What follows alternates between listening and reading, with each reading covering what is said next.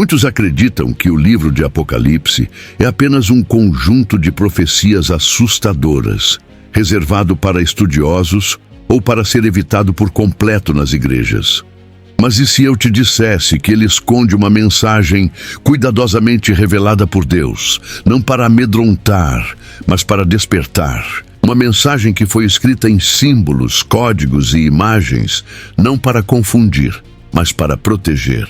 E que foi endereçada diretamente ao povo de Deus. Mas, surpreendentemente, a maioria jamais entendeu. O que João viu na ilha de Patmos não era apenas uma visão sobre o fim do mundo, mas um mapa espiritual detalhado que expõe o coração humano, confronta sistemas de poder e revela o Cristo glorificado em sua forma mais majestosa. E por mais desconcertante que pareça, grande parte dessa revelação foi ignorada ou suavizada ao longo dos séculos, por quem deveria tê-la explicado com clareza. Então, por que tantos evitam esse livro ou o tratam como algo inatingível? Talvez porque ele não apenas revela o futuro, mas expõe o presente. E quem ousa abrir esses selos precisa estar disposto a encarar a verdade que a religiosidade tentou esconder. É por isso que, se você valoriza o tipo de conteúdo que confronta, aprofunda e revela o que muitos preferem deixar oculto, este canal foi feito para você. Já se inscreve porque tem muito mais à frente que ninguém jamais te contou. Entre as páginas do último livro da Bíblia, encontramos uma linguagem que assusta, fascina e, para muitos, confunde. O Apocalipse, escrito pelo apóstolo João, enquanto estava exilado na ilha de Patmos, se destaca por usar uma simbologia rica, densa e enigmática.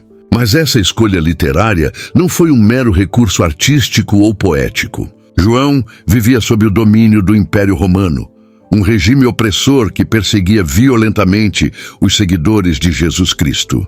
Ao optar por símbolos e figuras, ele não apenas protegia a si mesmo e seus leitores, como também codificava uma mensagem espiritual profunda que só os verdadeiros discípulos poderiam compreender.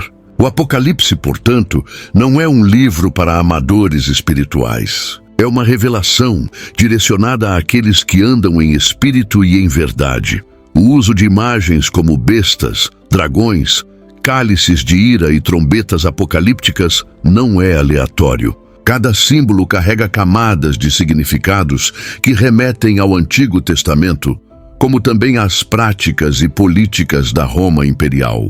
Por exemplo, a figura da besta tem paralelos evidentes com sistemas políticos opressivos e de adoração forçada, como mencionado em Daniel, capítulo 7. A linguagem simbólica permite que a mensagem sobreviva ao tempo, à censura e às limitações culturais. Enquanto as palavras literais envelhecem, os símbolos continuam a falar, adaptando-se às novas realidades espirituais e sociais de cada geração.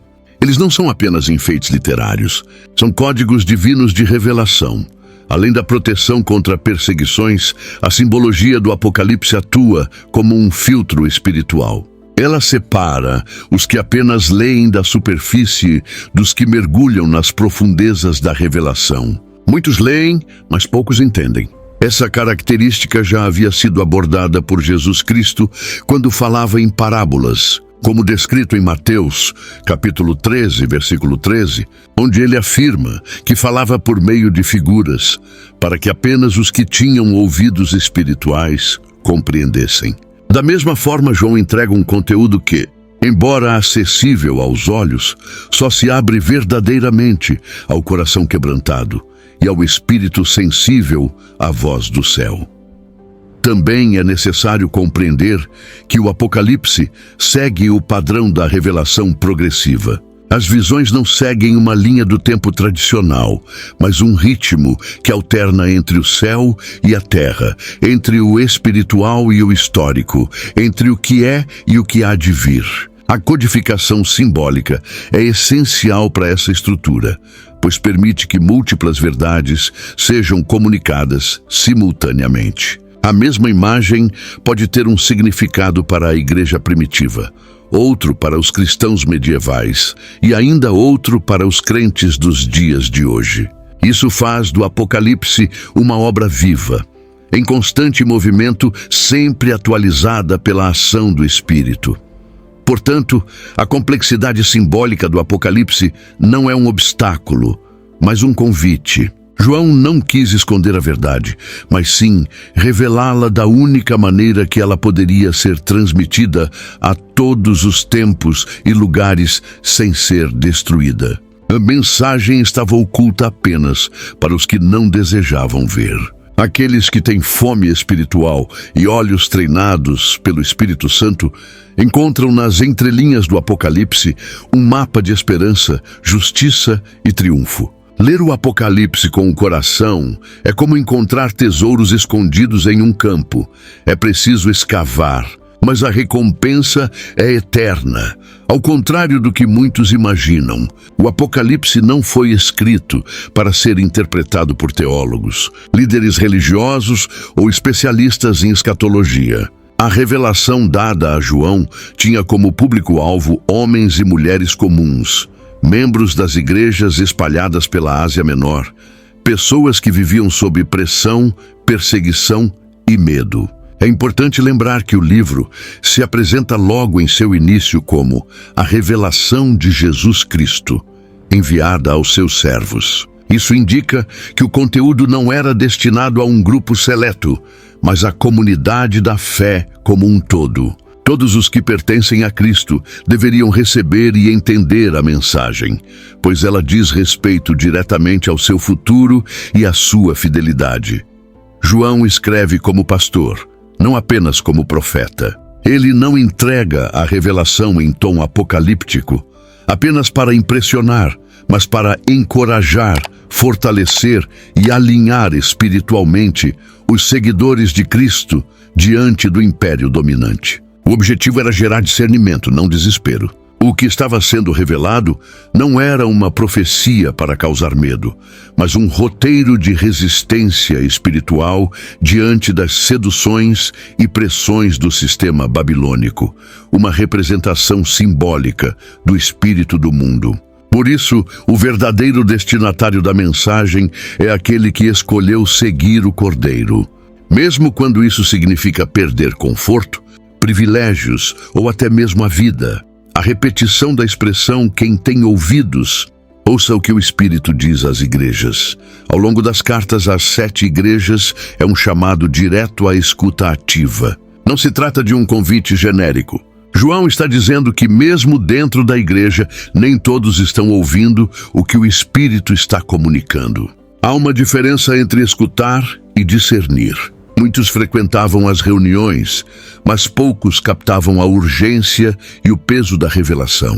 Isso levanta uma questão desconfortável, mas necessária. Estamos hoje entre os que ouvem verdadeiramente o Espírito. As perseguições sofridas pelos cristãos daquele tempo não eram apenas externas. Havia também ameaças internas, como o esfriamento da fé, o comprometimento com o pecado e a aceitação de falsas doutrinas. A mensagem do Apocalipse busca despertar os crentes desse sono espiritual. Ela clama por vigilância, por pureza e por esperança. Cada detalhe foi escrito para tocar o coração do cristão comum, que enfrenta tentações, desafios e confusões todos os dias. E é justamente essa pessoa que o Senhor quer alcançar com essa mensagem oculta por camadas simbólicas, mas acessível pela fé. O livro do Apocalipse, então, não é um labirinto reservado para estudiosos, mas um espelho colocado diante do povo de Deus. Ele nos mostra quem realmente somos, como está nossa fidelidade e até onde estamos dispostos a ir por amor ao Cordeiro. Aqueles que pertencem à Igreja de Cristo, não a uma denominação, mas ao corpo espiritual vivo, são os verdadeiros destinatários dessa revelação. E somente eles poderão decifrar, com a ajuda do Espírito Santo, a profundidade de tudo o que foi escrito. Quando João recebe a ordem para escrever às 7 igrejas da Ásia, ele não está sendo apenas um mensageiro postal. Cada uma daquelas comunidades representa um aspecto espiritual que vai muito além do que parece à primeira vista. É certo que aquelas igrejas existiam fisicamente, espalhadas pelas cidades da Ásia Menor, hoje território da Turquia. Contudo, o que Jesus revelou por meio das cartas ultrapassa o contexto geográfico e histórico. Ele estava desenhando um retrato espiritual da condição da igreja ao longo dos séculos, um verdadeiro diagnóstico profético do corpo de Cristo em diferentes tempos e lugares. As 7 igrejas, Éfeso, Esmirna, Pérgamo, Tiatira, Sardes, Filadélfia e Laodiceia, formam uma sequência intencional que revela uma progressão espiritual. Éfeso, por exemplo, representa uma igreja ativa, mas que perdeu seu primeiro amor. Esmirna mostra uma igreja sofredora, porém fiel. Laodiceia, a última da lista, é uma igreja morna, acomodada, que pensa ser rica, mas é cega e nua espiritualmente. Percebe-se aí um espelho dos estágios pelos quais muitas comunidades passam. Mas não apenas isso. Cada igreja pode estar presente em qualquer época e até dentro do mesmo corpo local. É como se cada crente pudesse encontrar em algum momento sua própria jornada espiritual refletida em uma dessas cartas. As palavras de Jesus para essas igrejas não são genéricas. Ele conhece suas obras, suas lutas, suas falhas e suas virtudes. Isso revela algo precioso. O Senhor anda entre os candelabros, ou seja, Ele está presente no meio da igreja, observando tudo. O Apocalipse capítulo 2 e 3 deixa claro que nada passa despercebido aos olhos do Senhor. E mais ainda, cada igreja recebe uma palavra específica, um chamado ao arrependimento ou uma promessa de recompensa. Essa abordagem personalizada mostra o interesse de Cristo em restaurar, purificar e preparar sua noiva. Cada carta termina com uma promessa ao vencedor, como se fosse um chamado a superar as condições espirituais adversas descritas anteriormente. A mensagem aqui é clara. Não importa em que estágio espiritual uma igreja ou pessoa esteja, ainda há tempo de vencer. A graça está disponível. O arrependimento é possível. A restauração pode acontecer. Mas tudo depende de ouvir a voz que fala por trás da simbologia. O problema é que muitas igrejas de hoje não se enxergam nos espelhos dessas cartas. Rejeitam a correção e se sentem confortáveis demais para perceber que estão vivendo o mesmo cenário de Laodiceia.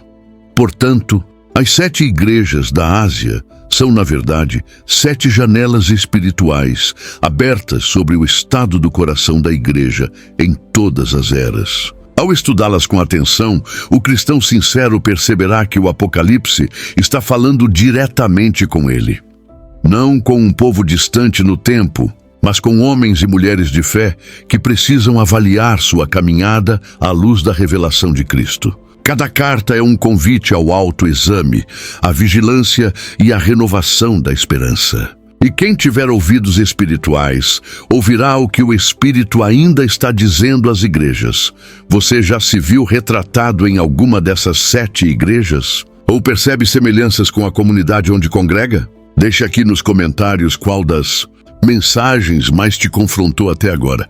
Vai ser interessante ver como essas cartas ainda ecoam em nossos dias. Há um ritmo intencional na construção das cartas às 7 igrejas que vai muito além da simples correção e encorajamento. Cada mensagem segue um padrão espiritual que revela a pedagogia de Cristo ao lidar com seu povo. Ele começa se apresentando com uma característica específica que revela quem ele é. E essa revelação não é aleatória. Cada descrição de Jesus responde diretamente à necessidade espiritual daquela igreja. Quando se apresenta como aquele que tem a espada afiada de 2 gumes, por exemplo, ele está falando com Pérgamo, uma igreja que tolerava falsos ensinos. Já quando se mostra como o Amém, a testemunha fiel e verdadeira, ele está confrontando Laodiceia, uma comunidade espiritualmente morna e autossuficiente. Esse modelo continua com a afirmação: conheço as tuas obras, mostrando que nada do que acontece dentro da igreja passa despercebido aos olhos do Senhor. Ele observa atentamente, não para punir, mas para redirecionar. Em seguida, Jesus expõe o problema ou elogia a conduta, e mesmo quando elogia, sempre há um chamado para ir além. O coração do Mestre deseja uma igreja que amadurece, que avança, que responde à sua voz com arrependimento e fé. Esse processo culmina em um conselho, uma exortação prática e, por fim, uma promessa para aquele que vencer. Não é uma mensagem aleatória, é uma construção espiritual feita com precisão divina. O detalhe mais impressionante é que esse padrão segue a lógica de um tratamento de cura. O Senhor se apresenta como médico, diagnostica, mostra o sintoma, aponta a enfermidade e então prescreve o remédio. Mas o tratamento só funciona para quem aceita ouvir e aplicar. Essa estrutura revela que Cristo não desistiu da igreja, mesmo quando ela falha. Ao contrário, ele está profundamente comprometido com sua restauração. Em Apocalipse capítulo 3, versículo 19, ele diz: Eu repreendo e disciplino a todos quantos amo. Sê, pois, zeloso e arrepende-te. A disciplina é uma linguagem de amor, não de rejeição. Esse padrão, quando ignorado, transforma a leitura das cartas em algo meramente histórico ou moralista. Porém, quando compreendido, revela a metodologia do céu para moldar o caráter dos santos. Cristo fala de forma progressiva, de igreja em igreja, tocando pontos diferentes, mas sempre convergindo para o mesmo objetivo: formar uma noiva pura, consciente e preparada para o encontro final com o noivo. Por isso, o que foi dito a Éfeso não serve apenas a Éfeso. É também um alerta para qualquer coração que tenha abandonado o primeiro amor. Cada estrutura revela mais do coração de Deus. Ler as cartas, sob essa ótica, nos ensina a ouvir a voz de Deus com atenção. Não se trata de ver Jesus como um juiz implacável, mas como um Senhor que se importa tanto com a igreja que ainda caminha entre os seus castiçais. Esse padrão espiritual é, na verdade, um roteiro de restauração. A verdadeira mensagem escondida aqui não é sobre julgamento, mas sobre reconquista. Jesus está disposto a restaurar o que foi perdido, a reacender o fogo que apagou, a curar o que adoeceu. Basta ouvir com o coração desperto. Ao final de cada carta às igrejas, uma frase ecoa como um refrão celestial: ao que vencer. Essas promessas não são apenas poéticas, são selos de destino eterno. E cada uma delas carrega um valor espiritual que transcende a compreensão natural. Prometer o direito de comer da árvore da vida, como foi dito à igreja de Éfeso, ou não sofrer a segunda morte, como foi garantido a Esmirna, são declarações que falam de conquistas eternas, não apenas de benefícios terrenos. No entanto, a igreja moderna, muitas vezes centrada em bênçãos imediatistas, perdeu o foco dessas promessas espirituais. Esqueceu que a vitória que importa não é sobre circunstâncias, mas sobre o pecado, a carne e o sistema do mundo. As promessas ao vencedor não são palavras motivacionais. Elas são declarações proféticas que revelam recompensas celestiais para quem persevera até o fim. Em um tempo em que o cristianismo muitas vezes se resume a conforto e sucesso terreno, o Apocalipse chama a atenção para outro tipo de triunfo. Aquele que se recusa a negociar sua fé, que mantém a integridade quando todos cedem, que não nega o nome de Jesus mesmo diante da ameaça, esse é o verdadeiro vencedor. Em Apocalipse capítulo 2, versículo 10, Jesus diz: Sê fiel até a morte e dar-te-ei a coroa da vida. Não há aqui promessas de facilidade, mas de fidelidade recompensada. Outro detalhe notável é que as promessas se tornam cada vez mais gloriosas à medida que avançamos de uma carta para outra. Isso mostra uma progressão no nível de entrega exigido e na glória reservada. Em Sardes, o vencedor será vestido de vestes brancas. Em Filadélfia, ele será feito coluna no templo do seu Deus. Em Laodiceia, ele se assentará com Cristo em seu trono. Há uma escada espiritual que liga a fé perseverante à realeza eterna. Quem vê isso entende que está sendo chamado não apenas a resistir, mas a reinar com Cristo. Cada promessa é um pedaço do céu, sendo oferecido ao crente fiel. O problema é que muitos abandonaram a ideia de vencer.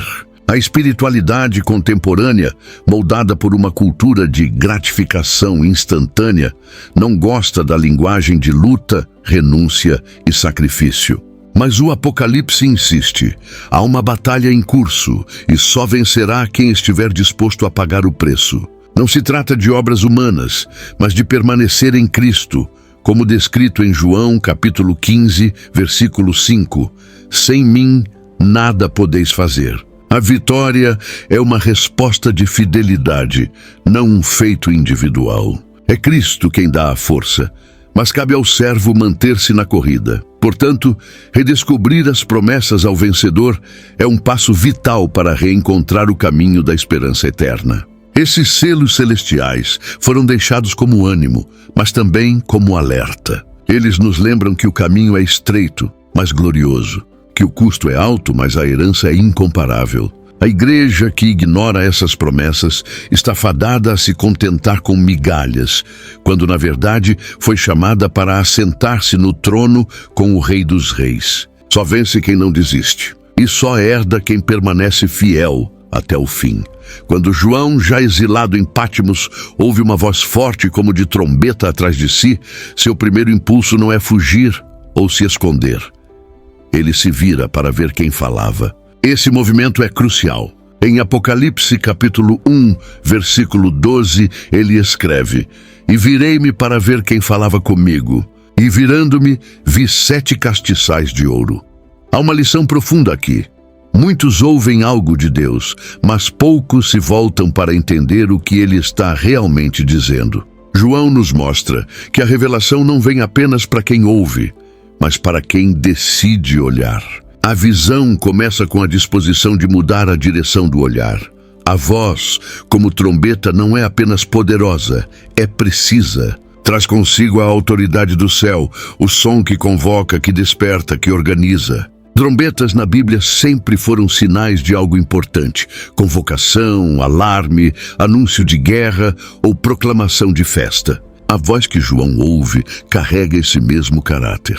Ela o tira do presente imediato e o insere em uma dimensão espiritual mais profunda. Quando ele se vira, o cenário já não é mais o de um exílio solitário. Agora ele vê o Cristo glorificado entre os castiçais, com olhos como chamas de fogo e rosto brilhante como o sol. A revelação de quem Jesus realmente é só acontece quando decidimos nos virar.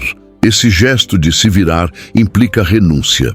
João poderia ter continuado olhando para o mar, para a rocha, para o deserto da ilha. Mas ele entendeu que quando Deus fala, o passado e o presente devem ser deixados de lado. É um chamado à atenção total. O que está sendo dito ali não é algo comum, e por isso exige resposta imediata. Em tempos de muitas vozes, ruídos e distrações, o exemplo de João é um convite a discernir a voz que realmente importa. Nem todo som é direção divina, mas a voz, como trombeta, rompe todas as confusões e chama o Espírito à comunhão.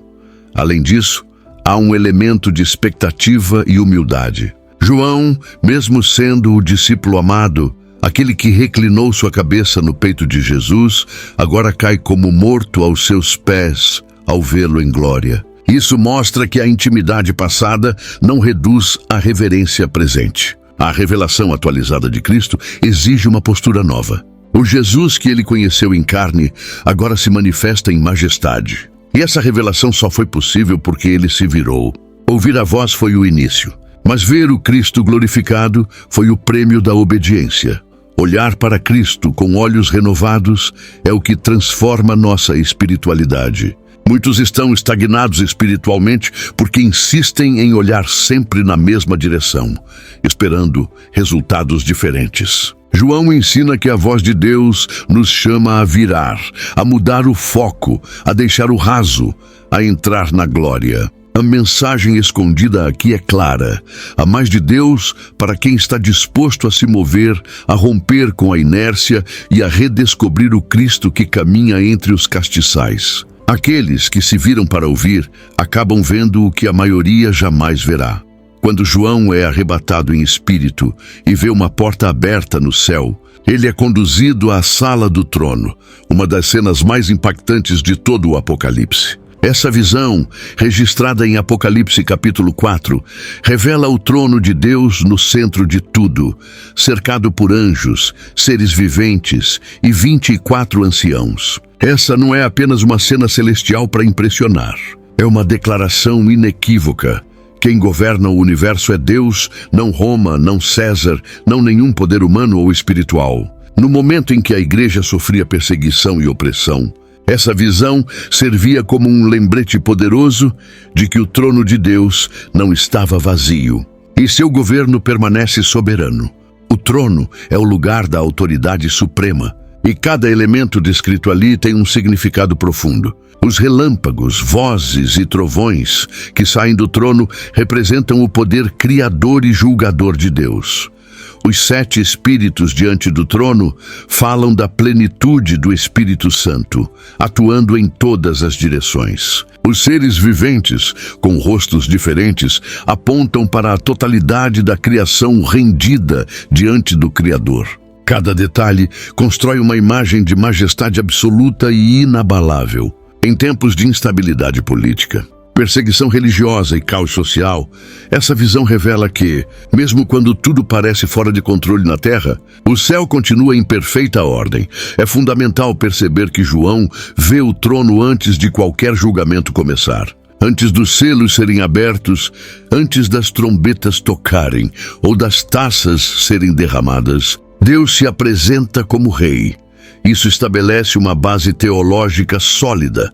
Todo juízo divino parte de um lugar de justiça, santidade e sabedoria. Deus não age por impulso, vingança ou emoção descontrolada. Ele reina com equilíbrio absoluto e seu governo não se corrompe.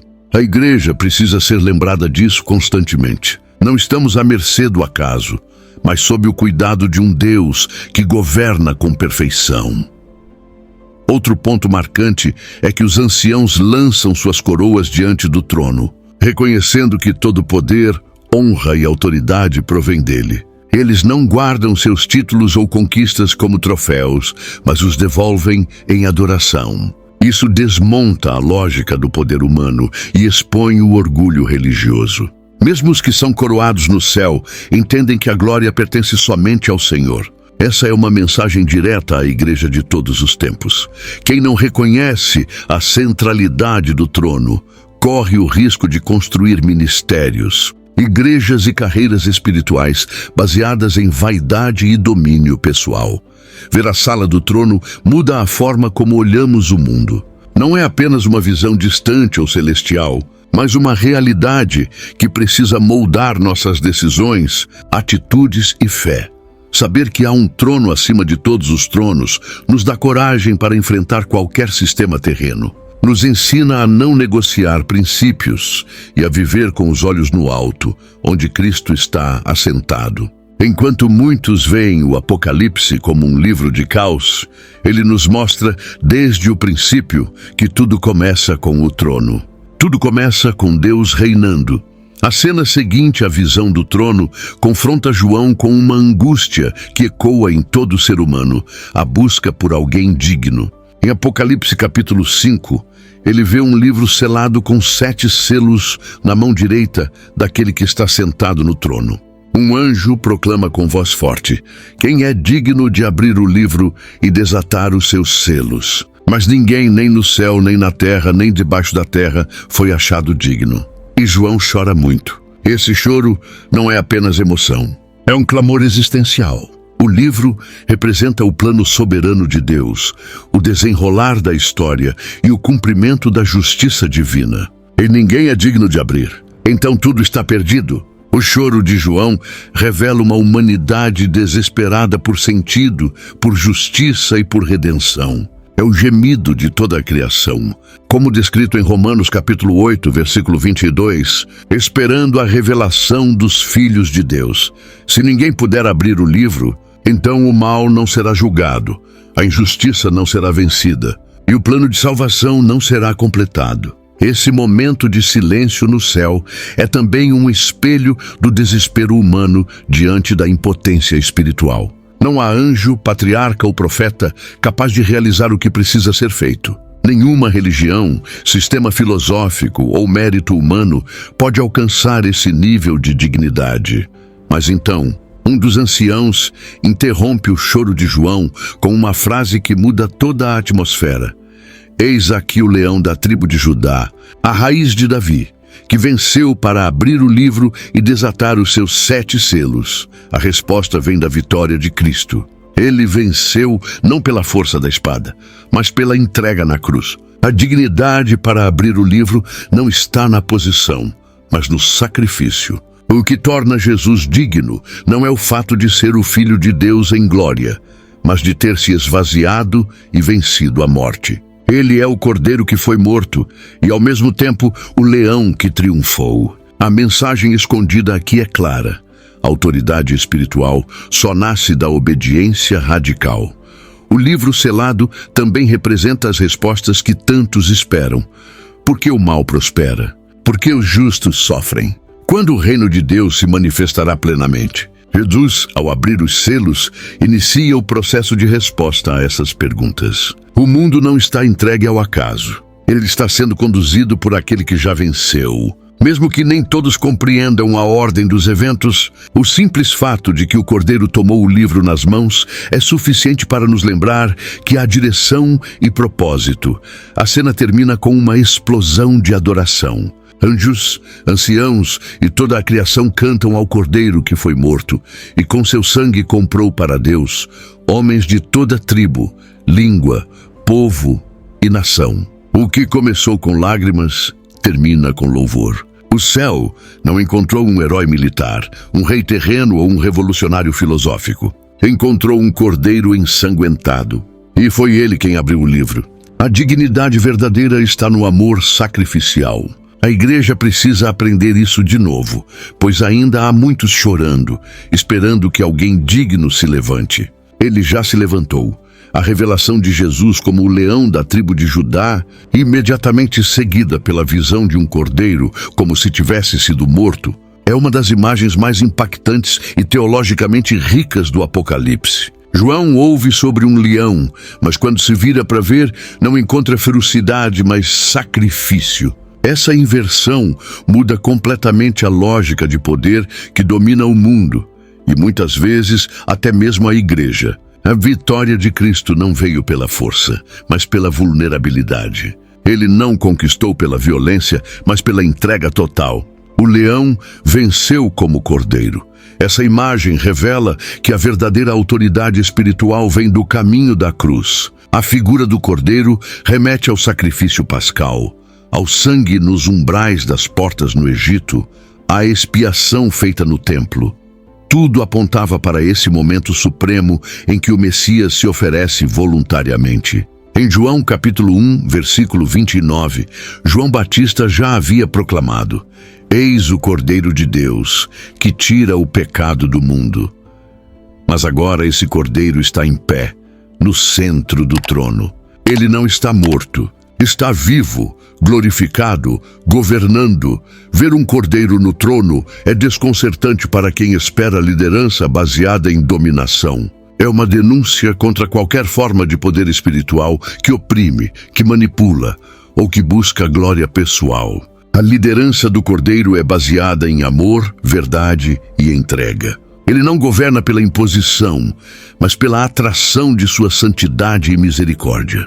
Essa é a imagem que deveria moldar a igreja. Não um exército triunfalista buscando reconhecimento, mas uma comunidade rendida, disposta a sofrer por amor e a vencer pelo testemunho. Essa inversão também serve como critério de discernimento. Toda a espiritualidade que exalta o leão em nós, sem passar pelo cordeiro em nós, está desalinhada com o Evangelho. O verdadeiro cristianismo carrega marcas de sangue, de sacrifício, de renúncia. Só pode governar com Cristo aquele que decidiu morrer com ele. Muitos desejam o trono, mas rejeitam a cruz. Desejam a glória, mas evitam a entrega. O Apocalipse corrige essa mentalidade ao colocar o Cordeiro como figura central da adoração e do governo eterno. Portanto, essa imagem não é apenas poética, ela é revolucionária. Mostra que o reino de Deus subverte a lógica dos reinos humanos. O mais fraco é o mais forte. O que morre é o que vive. O que se entrega é o que conquista. A mensagem escondida aqui é um chamado à imitação. Se o nosso rei venceu como cordeiro, nós também só venceremos se formos dispostos a perder para ganhar, a descer para subir, a morrer para viver. E é nesse caminho estreito que a verdadeira igreja se encontra com seu verdadeiro Senhor. O abrir dos selos marca uma das transições mais misteriosas e decisivas no livro de Apocalipse. A partir do momento em que o Cordeiro começa a romper os 7 selos do livro selado, não estamos apenas diante de uma sequência de catástrofes. Estamos diante da liberação da história sob a soberania de Deus. Cada selo representa não apenas um evento, mas uma camada do plano divino sendo desvendada. É o início do desvelar de todas as coisas ocultas, tanto no céu quanto na terra. O rompimento dos selos não provoca o caos. Revela o que estava oculto sob a aparência de ordem. É importante notar que é o Cordeiro quem rompe os selos. Isso significa que nada do que acontece a seguir está fora do controle divino. Mesmo os eventos que parecem negativos fazem parte de uma permissão soberana. Em Apocalipse capítulo 6, versículo 1, quando o primeiro selo é aberto, um dos seres viventes diz: "Vem e vê". Isso não é apenas um convite à contemplação, mas um chamado à compreensão espiritual. Os selos não são apenas avisos proféticos para o mundo, são alertas espirituais à igreja. Cada abertura revela uma realidade que já estava em curso, mas que agora é trazida à luz. Os selos nos mostram que a história humana caminha sob tensão entre o reino de Deus e os reinos do mundo. A falsa paz, a guerra, a fome e a morte, simbolizados nos primeiros selos, não são eventos isolados de um futuro distante, mas padrões que se repetem ao longo da história. São realidades cíclicas que atingem a humanidade desde os tempos antigos. Contudo, no Apocalipse, essas realidades são mostradas sob a ótica celestial, como parte de uma permissão divina que expõe a fraqueza dos sistemas humanos e prepara a vinda plena do reino. Além disso, os selos também têm uma função espiritual dentro da igreja. Cada um deles confronta ídolos modernos. A segurança ilusória, o poder militar, o acúmulo de recursos e a ilusão da invulnerabilidade. Quando os selos se rompem, essas estruturas desabam. O que parecia forte se mostra frágil. O que era digno de confiança revela-se instável. É como se o Cordeiro dissesse: tudo o que não é firmado em mim será abalado. Hebreus capítulo 12, versículo 27, já antecipava isso ao afirmar que Deus abalaria não só a terra, mas também o céu, para que apenas o que é inabalável permanecesse. Portanto, o segredo dos selos não está nos eventos em si, mas no que eles revelam sobre o coração humano, a fragilidade das nações e a fidelidade do Cordeiro que conduz todas as coisas. Quando os selos se rompem, o mundo não começa a girar fora de controle, ele começa a ser desvendado à luz da verdade. E essa verdade é que Cristo reina, mesmo quando tudo parece ruir. Cabe à igreja discernir os tempos, não com medo, mas com olhos abertos e fé firme. Porque quem entende os selos, entende também que a história está sendo guiada pelas mãos perfuradas do Rei. À medida que os 4 primeiros selos são rompidos, surgem os famosos 4 cavaleiros, figuras intensas que há séculos despertam curiosidade, medo e especulações. Mas por trás de suas aparências simbólicas, há denúncias profundas sobre o funcionamento do mundo e a letargia espiritual da igreja. O primeiro cavaleiro, montado em um cavalo branco, carrega um arco e recebe uma coroa. Muitos o interpretam como uma figura de conquista, ou até mesmo como uma falsa paz. O cavalo branco lembra Cristo, mas não é Cristo. É a imitação do que parece justo, mas não é. Isso revela a sutileza do engano espiritual. Algo que se apresenta com aparência de piedade, mas nega o seu poder. O segundo cavaleiro, sobre o cavalo vermelho, tira a paz da terra. Ele representa a guerra, o conflito, a divisão. E o mais alarmante é perceber que ele não apenas promove violência física, mas também espiritual. Onde ele passa, irmãos se dividem, igrejas se fragmentam, alianças são rompidas. Já o terceiro, montado em um cavalo preto, traz uma balança na mão, símbolo do comércio, da desigualdade, da exploração econômica. A menção de medidas inflacionadas e o cuidado para não danificar o azeite e o vinho, Apocalipse capítulo 6, versículo 6, indica um sistema em que os pobres sofrem e os ricos são preservados. É uma crítica ao acúmulo de riqueza enquanto a maioria vive em carência. O quarto cavaleiro, talvez o mais temido, cavalga um animal pálido, símbolo da morte, seguido pelo inferno. Ele recebe autoridade para matar com espada, fome, peste e feras da terra. Ele é o resultado da ação dos três anteriores. Quando há engano, guerra e fome, a consequência inevitável é a morte. Mas mais do que prever eventos globais, os cavaleiros expõem a fragilidade dos pilares sobre os quais o mundo se apoia. E se a igreja não estiver atenta, será seduzida por esses mesmos sistemas, acreditando que são inevitáveis ou até desejáveis. É importante notar que os cavaleiros saem apenas após ordem celestial. Isso mostra que, embora pareçam forças caóticas, elas ainda operam sob o limite da soberania de Deus. Nada escapa ao seu controle. No entanto, esses juízos servem também como um alerta à igreja, onde estamos depositando nossa confiança: no poder político, na estabilidade econômica, na falsa aparência de piedade. Os cavaleiros denunciam que o mundo, sem Deus, caminha para a autodestruição. E que somente a luz do Cordeiro pode discernir o que está por trás das aparências. Portanto, a presença dos quatro cavaleiros no Apocalipse é mais do que um anúncio do fim. É uma convocação à vigilância, ao arrependimento e à santidade. Eles desmascaram sistemas, ideologias e corrupções que muitas vezes passam despercebidas mesmo dentro da igreja. Ver esses cavaleiros com os olhos do Espírito é entender que o Apocalipse não é um livro de previsões catastróficas, mas um manifesto divino contra toda a pretensão humana que tenta ocupar o lugar de Deus. O chamado é claro. Quem tiver discernimento, entenda o que o Espírito está revelando.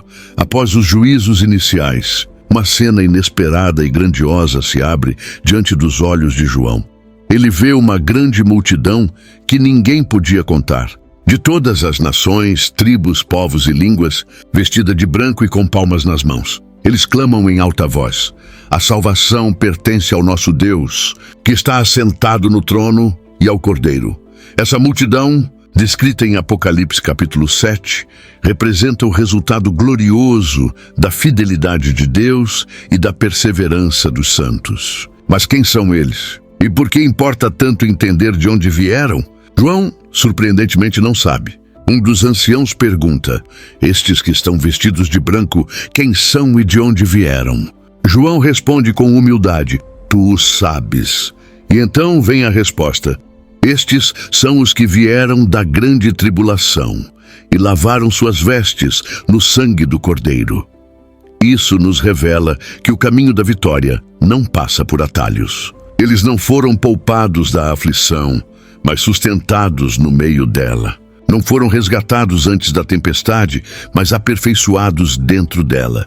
Suas vestes brancas são fruto do sangue, da renúncia e da fidelidade em tempos difíceis. Essa multidão importa porque desmente a narrativa de um evangelho confortável e sem custo. Eles são a resposta visível de que vale a pena perseverar. E há recompensa para aqueles que não negam sua fé diante do fogo. O fato de serem de todas as nações também destrói qualquer visão elitista ou nacionalista do reino de Deus. O céu não é exclusivo. É inclusivo para todos os que lavam suas vestes no sangue do Cordeiro, independentemente de onde vieram. O reino é diverso, vibrante e formado por mártires, adoradores e vencedores anônimos que o mundo desprezou. Além disso, essa visão é colocada exatamente antes do início dos juízos mais intensos, como se Deus estivesse mostrando a João e a nós que, mesmo em meio ao caos, o plano de salvação está prosperando. Enquanto a terra geme, o céu canta. Enquanto alguns caem, outros estão sendo recebidos com palmas nas mãos. É a esperança que sustenta os fiéis, a certeza de que a tribulação não é o fim, mas o caminho para a glória. Eles não venceram por serem fortes, mas por confiarem no sangue do Cordeiro. Apocalipse capítulo 12, versículo 11, confirma isso. Eles o venceram pelo sangue do Cordeiro e pela palavra do seu testemunho, e não amaram as suas vidas até a morte. Essa multidão aponta para o destino da verdadeira igreja. Não uma igreja que foge do sofrimento, mas que permanece firme diante dele. Não uma igreja que negocia, mas que resiste. Eles são o lembrete visível de que a vitória é certa, ainda que custe tudo. E que as vestes brancas só são concedidas àqueles que decidiram permanecer puros em meio à lama. Olhar para essa multidão é encontrar coragem para continuar. É lembrar que no fim de tudo há um lugar preparado para os que não desistiram. As 7 trombetas que soam a partir de Apocalipse, capítulo 8, não são simples sinais de catástrofe.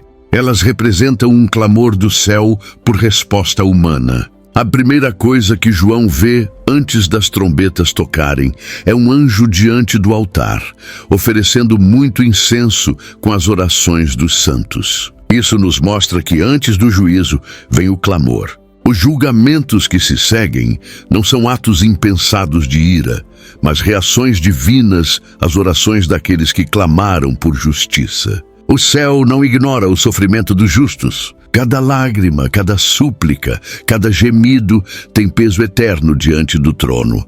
O toque de cada trombeta desencadeia eventos específicos que atingem a terra, o mar, as fontes das águas, os céus, os homens e o próprio sistema espiritual. Isso demonstra que o juízo de Deus é completo, atingindo todas as esferas da criação.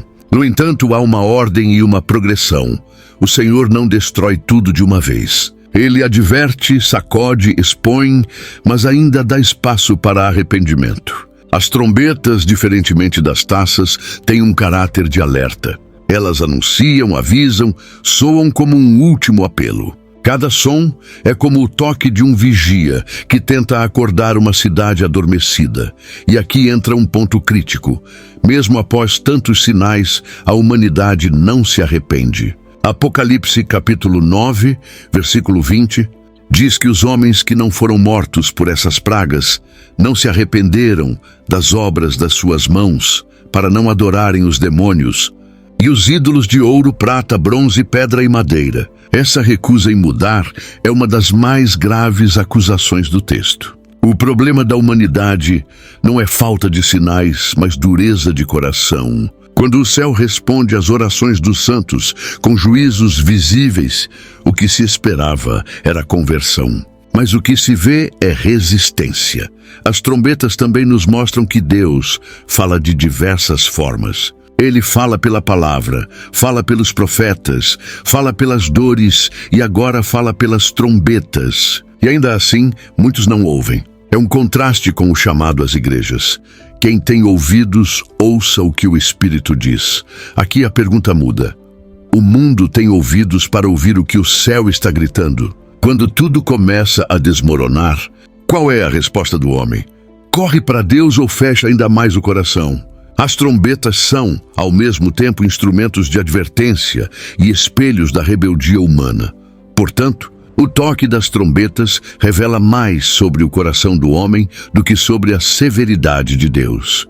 O juízo vem como resposta ao clamor dos justos, mas também como última tentativa de despertar os ímpios. O que parecia ser apenas destruição é, na verdade, uma tentativa final de reconciliação. O som da trombeta é forte, é celestial, é urgente. E ele ainda ecoa em nossos dias, não em literalidade, mas em sinais, em alertas, em chamados espirituais. O céu ainda está esperando uma resposta. A figura da mulher vestida de sol, com a lua debaixo dos pés e uma coroa de 12 estrelas sobre a cabeça, surge em Apocalipse capítulo 12 como um dos símbolos mais ricos de todo o livro. Ela está grávida, em dores de parto, prestes a dar à luz e enfrenta a ameaça do grande dragão vermelho. Essa imagem tem sido alvo de muitas interpretações. Alguns a veem como Maria, outros como Israel, outros como a Igreja. Mas, na verdade, ela carrega uma representação multifacetada. É a comunidade dos fiéis ao longo da história, o povo de Deus em sua dimensão mais abrangente, gerando o Cristo e depois sendo perseguido por causa dele. O fato de ela estar vestida de sol indica que sua identidade está envolta na glória de Deus. A lua debaixo dos pés mostra domínio sobre a instabilidade e as fases deste mundo. E as 12 estrelas apontam para a totalidade do povo de Deus. 12 tribos, 12 apóstolos, uma representação da plenitude da aliança.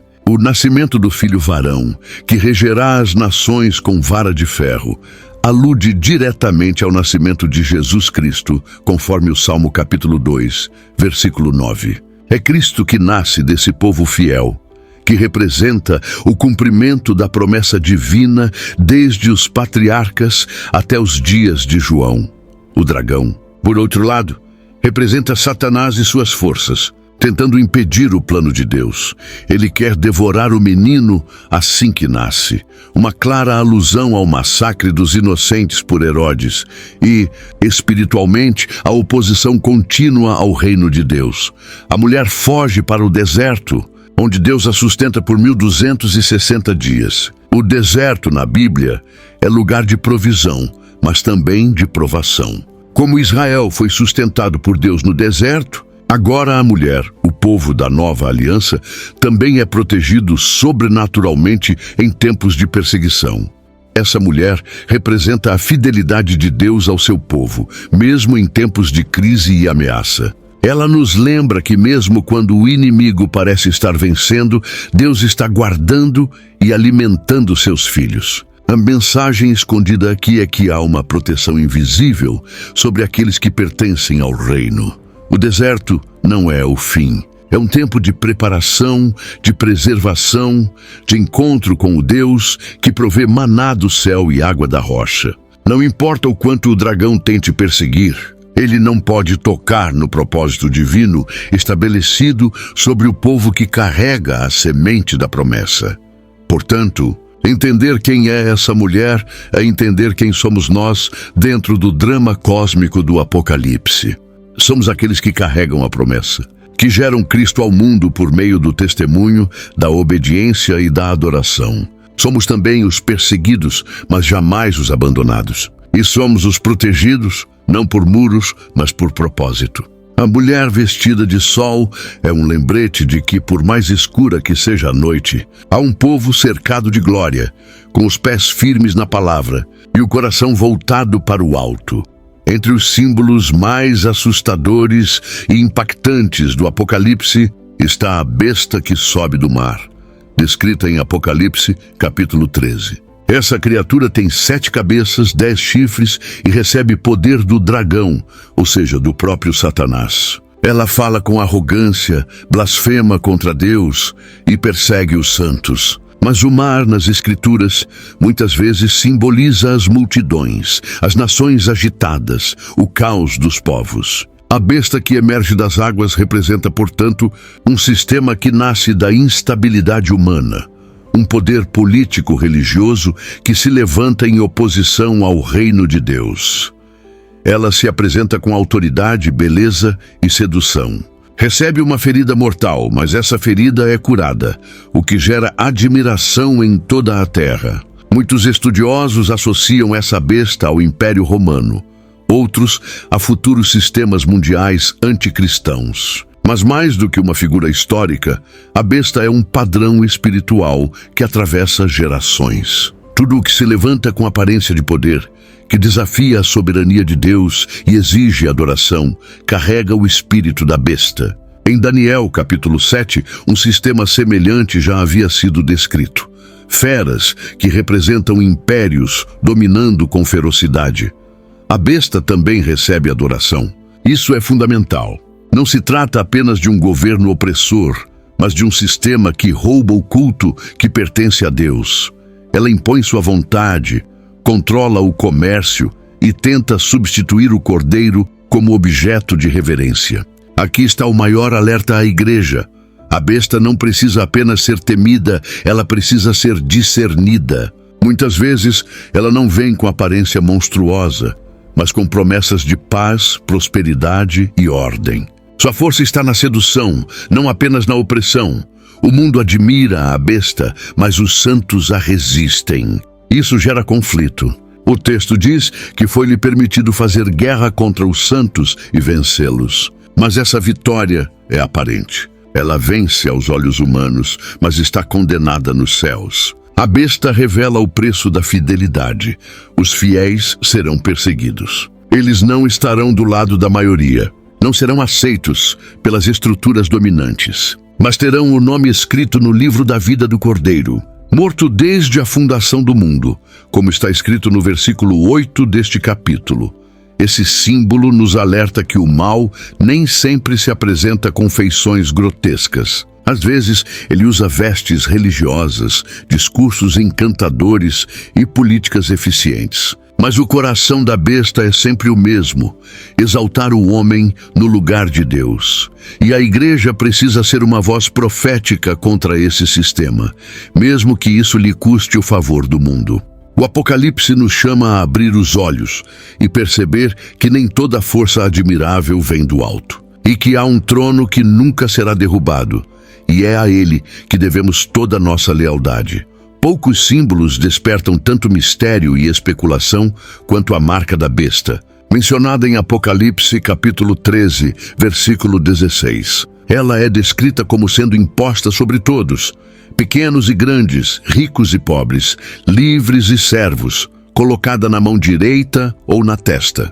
Por séculos, essa marca foi interpretada como um sinal físico, talvez tecnológico, como um chip ou um código. No entanto, ao nos aprofundarmos na linguagem simbólica do Apocalipse, descobrimos que essa marca é muito mais espiritual do que literal. Ela representa uma adesão mental e prática ao sistema da besta. Pensar como ela pensa, agir como ela ordena. A testa simboliza a mente, os pensamentos, as convicções. Já a mão representa as ações, as obras, a forma como alguém vive. Receber a marca na testa é abraçar os valores e ideologias que se opõem ao reino de Deus. Recebê-la na mão é praticar essas ideias, mesmo que de forma inconsciente. Muitos talvez nunca digam com os lábios que pertencem à besta, mas ao viverem segundo os valores do mundo, egoísmo, ganância, idolatria e imoralidade, já estão marcados em essência. A marca, portanto, é uma escolha diária, muitas vezes sutil, disfarçada de normalidade. Isso nos remete ao mandamento de Deuteronômio, capítulo 6, versículo 8, onde o Senhor ordena ao seu povo que mantenha suas palavras como sinal na mão e por frontais entre os olhos. Era o símbolo de uma mente e uma vida moldadas pela lei de Deus. No Apocalipse, há um contraste proposital.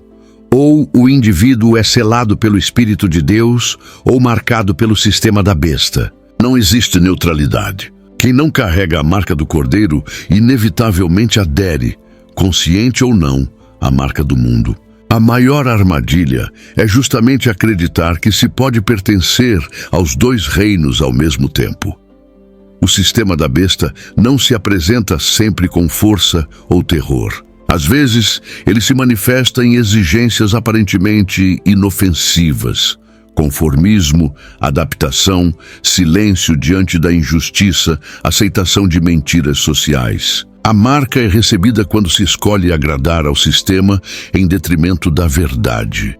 Quando a fé é negociada, quando a consciência é adormecida, quando a santidade é substituída pela conveniência, a besta não precisa que todos a adorem de joelhos, basta que muitos não ofereçam resistência. Por isso, o verdadeiro discernimento não está em temer um símbolo externo, mas em examinar se há fidelidade interna. A igreja precisa parar de olhar para o futuro com paranoia e começar a olhar para o presente com temor. A marca é espiritual antes de ser visível. E quem vive em comunhão com o Cordeiro, quem tem a mente renovada e as mãos santificadas, não precisa temer.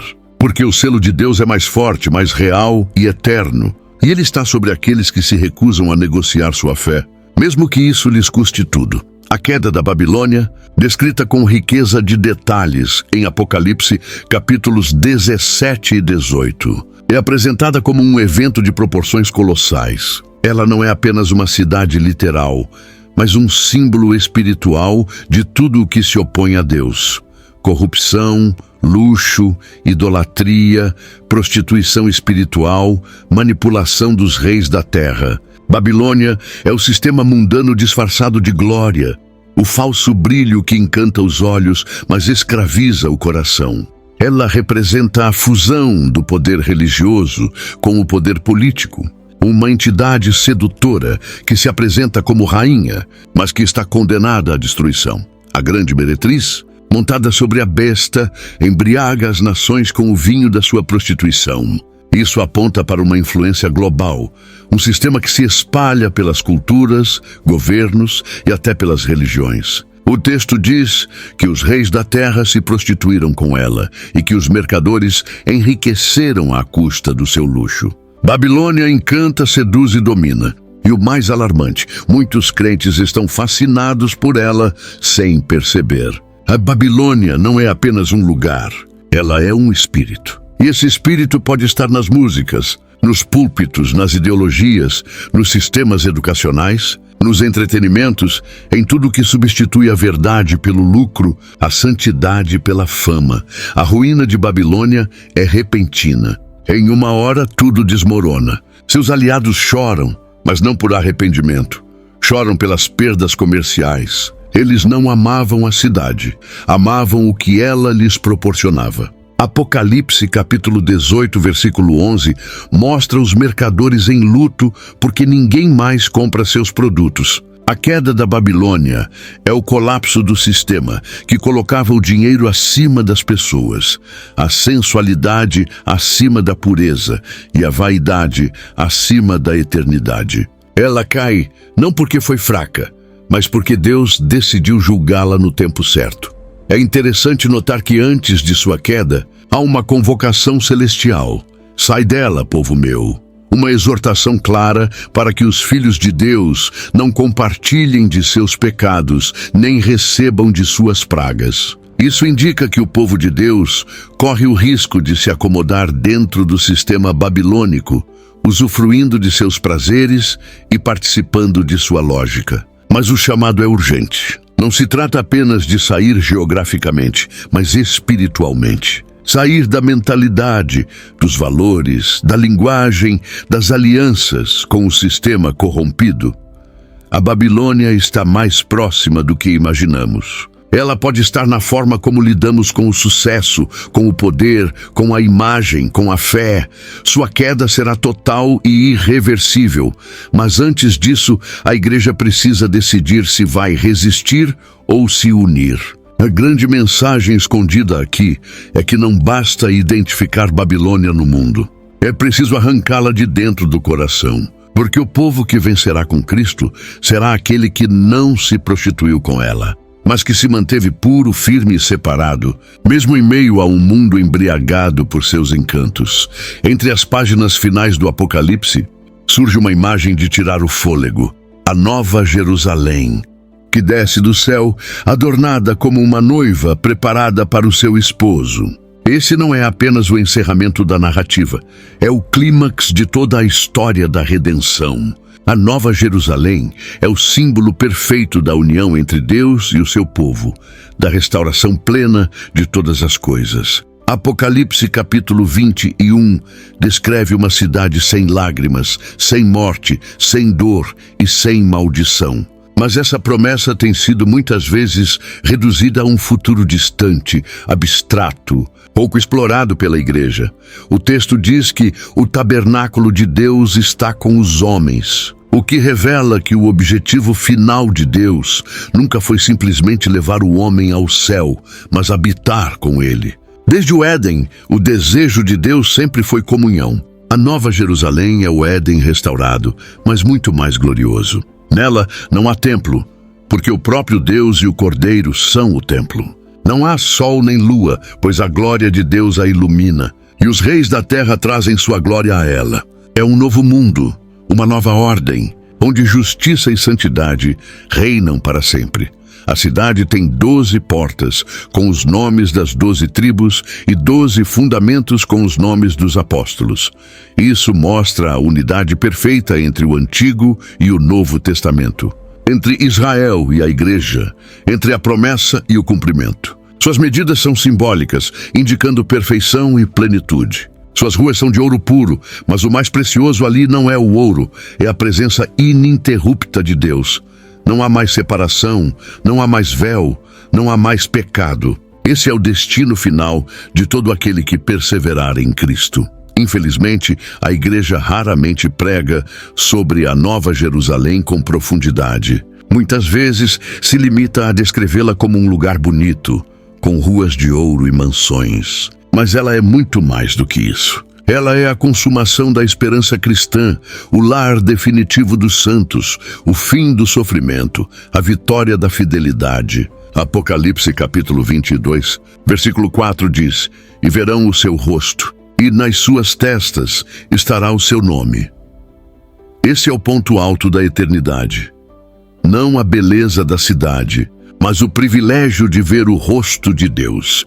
A Nova Jerusalém é o lembrete de que todo esforço vale a pena.